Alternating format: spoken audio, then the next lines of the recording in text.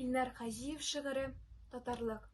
Силе Юлбатып мәктәбе укучысы Хәмитова Флүзә. Без гап-гади авыл балалары. Жанда канда безнең татарлык. Тик әйтегез, нинди өстенлек бар татар дип безне атарлык. Милләттәшләр арасында бүген үземне бик кыен хис итәм. Чын күңелдән исәнмесез дисәм, привет дигән җавап ишетәм. Авыл бар да бетмәс татар теле. Чыксалар да төрле карарлар.